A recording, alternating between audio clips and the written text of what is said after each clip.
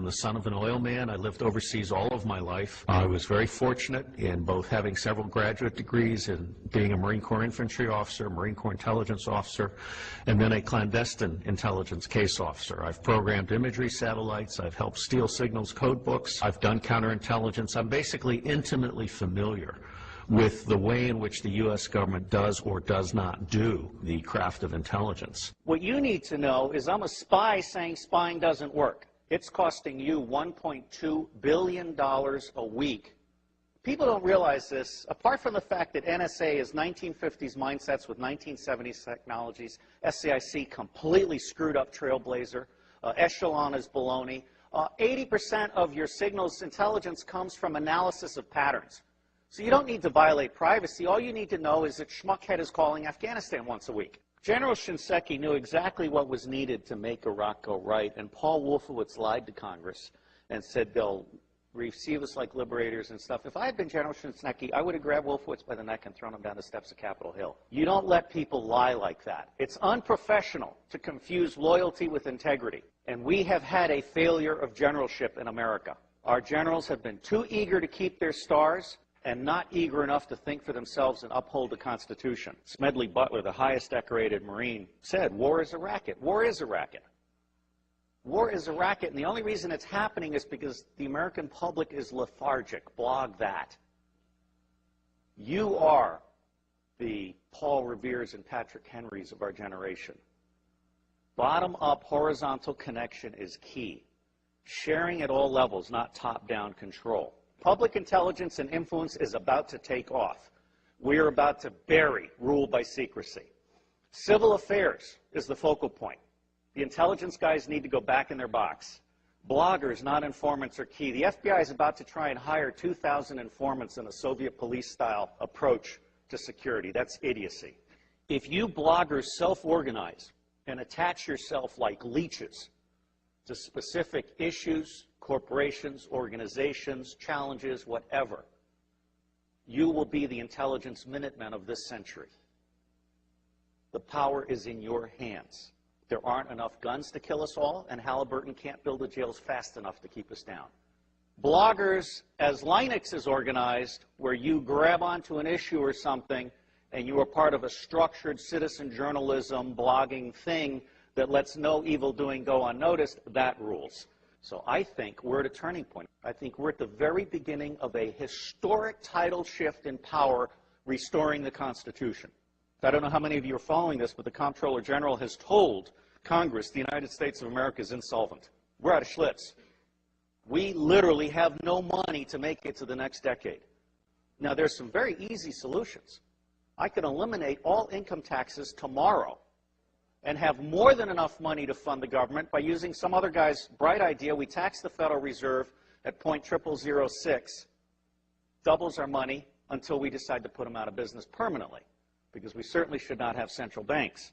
We've put together an electoral reform pledge, and it's my view that any member of Congress, any member of the Senate that refuses to sign both the constitutional pledge, supporting the Constitution, and the electoral reform pledge should be put out of business.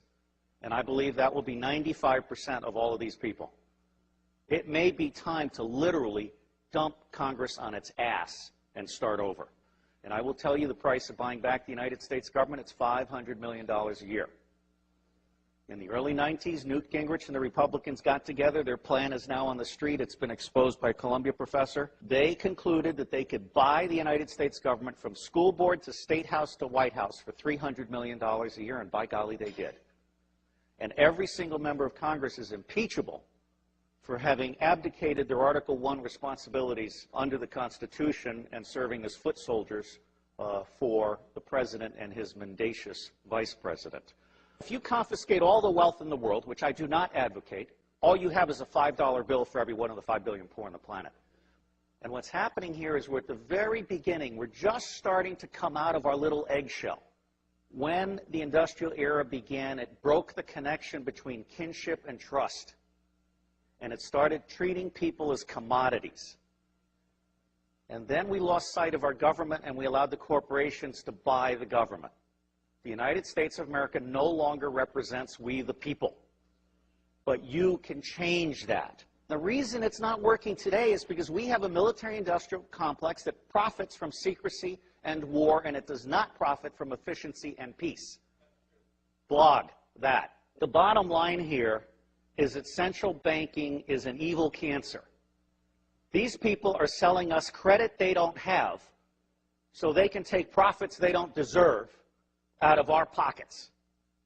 That's nuts. The United States government is constitutionally chartered to print money on the good faith and credit of all of us and not pay interest. Why are we being such fools? Well, unfortunately, if you fight them, you get assassinated. Lincoln and Kennedy were both about to print money and not borrow from the banks. I can't connect those two dots, but I can tell you they're side by side. But the reality is the federal government is broken in every possible way. And it's going to be localized, bottom-up resilience networks. They're going to save us. That's where you guys come in. Our educational system stinks. It beats the creativity out of kids by the time they're in the 4th grade. It forces you to become a blogger or hacker in order to become creative. There is absolutely no lack of solution, and there is also no lack of money.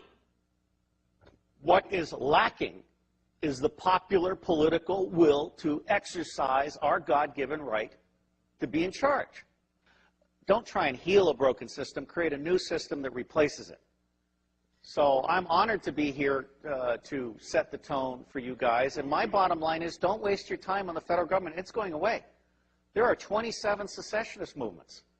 There are 9 distinct nations in North America. I anticipate some virtual separation in the Republic. And I think that you're going to find that, like Vermont, for example, is all of a sudden going to be seen by the rest of America as exactly where we want to be, or Seattle. And so that's called the spike theory of change. As soon as one state gets it perfect, it's going to spread like wildfire.